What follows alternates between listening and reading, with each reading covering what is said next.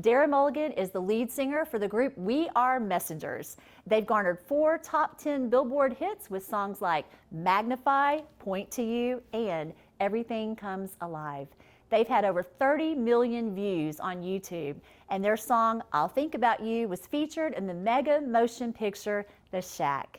Darren Mulligan, what an honor to have you here. Thank you. Oh my gosh, I'm so excited that you're here. Well, let's just jump right in because there's so many things I want them to hear about you because you're just the real deal and I want them to know all about you and your music and what you're doing. So let's just kind of go back to the beginning. When you started singing, you were not exactly doing what you're doing now and you met your wife Heidi in the process. So tell us a little bit about that journey from where you started up until you met her. Well, it's a long one, so I'll try and condense it, but being Irish, it's very hard to condense anything. So I grew up in Ireland, you know, and Roman Catholic home, very conservative, culturally Christian, you know, nominally, but had no real faith in Jesus, no understanding that there was hope and that there was excitement, there was something concrete to hold on to. Wonderful parents. We didn't have a lot, but we had all the love in the world, you know. And I met this lassie, Heidi, when I was in Galway, and I was 19 and she was 17, and we fell in love, and I got on my first plane and I went to Scotland to visit her. And so, but it was at that time in my life that I had continued to play music. I'd always played music, and I was chasing a dream to be in a heavy rock band. And Heidi's life was falling apart. You know, she has her own heartache and her own story, a lot of hurt, a lot of disappointment. And when she needed me most, I left and went to America. This was maybe, you know, 12, 13 years ago, more than that. And it was there that she fell in love with Jesus. And I came back and I had become an atheist, agnostic then atheist. I had fallen into all kinds of adultery and drunkenness and violence and things I never thought I would be. And she still said yes to marrying someone like me. And a few weeks before we got married, I just fell in love with Jesus.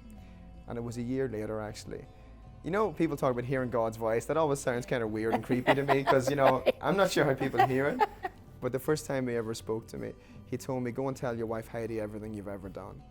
And I was like, geez, this is a real bad idea, a real bad idea. And, not a good start. And so I remember the day I went to her. She's tall and blonde and pretty and kind, and she's everything I'm not. And I said, these are the things I've done. And I waited for her to push me away, you know, and reject me. And she just put her arms around me and kissed me and told me she loved me and forgive me. And it was at that moment that I believed that everything was possible again. And so my whole world changed, her world changed, and that set us off on this kind of crazy journey. How was the band formed? Pretty much that. I have to go back to my wife again. You probably should have interviewed her. I was going to say, tell her I'm glad she sent you. Because when I said I'd never play music, we came from a little rural community, maybe 100 people in my village or less when I grew up. And we grew up in an area of Ireland where Protestants didn't like Catholics and Catholics didn't like Protestants. It was sectarian division. Because I grew up, if you ever heard of the Troubles, that's what I grew up with. And when I came to faith, I realized these people were wonderful, and I'd spent my whole life judging them, and they had spent their whole life judging me, and we became incredible friends. See, God always unites, He never divides, always brings together, never separates. And they were stuck for someone to play some music. I said, I can try. Then they needed someone to sing, and I'd never sang. And I said, well, maybe I can try singing. You know, this was 10 years ago, less, maybe 9, and I tried singing. Anyway, every night for 3 years, the phone would ring and people would say, would you come to our little community centre or our hall or our church? And me and my wife would just share this news. My little brother played drums, my friends played guitars in this little band. But whenever we got the call for Nashville, I knew it was just for us. And I offered it to everyone, that opportunity, because I love those guys. But one by one they said, it's not right now, it's the time, it's not right. And so we came out here on our own with 5 suitcases, left everything we loved, cried for 2 or 3 weeks every day. And the day we got here, we were terrified. Like, I remember sitting in that wee apartment on a mattress on the floor going, God, why have you brought my family here? And the next day the sun came up and we went to Waffle House. and God speaks that Waffle Houses. And we stopped crying. And we cried a lot since then, but I think Waffle House turned the corner. That's probably the first time I've ever heard that in an interview. You know, I was writing this interview and I was listening to the music and I was just jamming, to be honest with you. Love the music. Thank you. The Devil is a Liar. That day I needed to hear those lyrics. How do you choose the songs for your projects? We typically choose the most honest, most authentic songs because I write a lot of music, but what we've never done is we've never lied. I don't write things people want to hear. I write the things that my heart has to say, because if I don't, it's going to explode, you know? And that's the greatest compliment we get when people say, how did you know to say that? You put words to the things I was feeling. And so as a songwriter, the greatest gift is when someone else's heart receives the words you've said and they make it their own. So all these songs became all these people's songs. They're not mine anymore, they're out there. So let me get this straight. You weren't singing, you weren't songwriting. Yeah. God completely picks you up from another country and brings you here. And Yeah. that is how your story started. So what you're saying to me is, when God calls you, just do it. Obedience is key. Every time. And Obedience obedience is looks key. different. Sometimes it's hard and it's messy, but that's okay. Wow.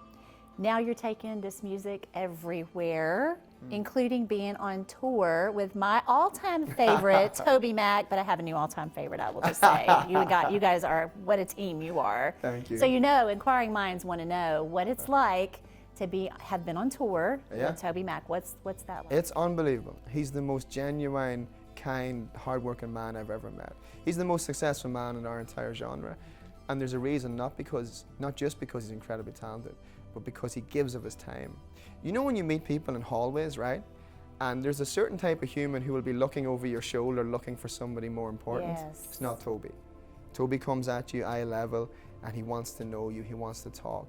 We sat and we played ping pong and cornhole and we'd eat together and he shared his life. And I said it to him last week, I said, Tobes, thank you for inviting us into your house. Because some people invite you into their house and make you sit in the back porch. Toby invites you and says, here, come sit at the dining table with me. And that's what the kingdom should be like. If we would stop inviting people into our home and giving them a place of dishonor, but would invite them and say, everything I have is yours, then they would know us by how we love each other. I'm sick of people talking to us and assuming that because we love Jesus, that we're narrow-minded, that we're judgmental, that we're hypocritical. It should be the opposite. They should see the love of Christ pouring out of our lives. That's how we change the world. That's exactly right. Wow, that's good. Darren, what is the one thing that you pray that your listeners, I know there's probably a lot of things you hope they take away and that you pray they take away, but what is the one main thing that if you could choose one thing, what is the one main thing you pray that your listeners will really walk away with? What is the heart change you want to see? It's a longer answer than just the one thing, but it is one thing. So in this season of our lives, we're really focused on this, letting people share their stories, right? So I hope that people, when they hear our music, they go, it's okay to be me. It's okay to tell the truth about who I am, what my disappointment and my heartaches and my struggles are, about the things that have happened to me, right? That they get the freedom to share that. And then in doing so, that they would see Christ come near, wrap his arms around them, never rejecting, never pushing away, but wrapping his arms around them in their honesty and saying, at last. You see, God's not looking for us to be perfect. He's just looking for us to be intimate and honest. So I hope that people would find intimacy with God and realize it's okay to be me, no matter what that looks like. And you set a great example of that, my friend. Well, thank you. That. Darren Mulligan, my new Irish friend. Anytime you want to come on and do an interview, you're welcome to come back I'd on. love that. You are amazing. Your music is amazing, and what a blessing you are. Thank you for your Thank you. transparency, for your honesty, and for your music that is changing lives and changing this world, because your heart shines through in the lyrics that you're writing, and your heart of obedience was key. And look how many lives you're going to be changing now. And so thank you for being My pleasure. your real self. I like we you a love lot. the real. I like you a lot too, my friend.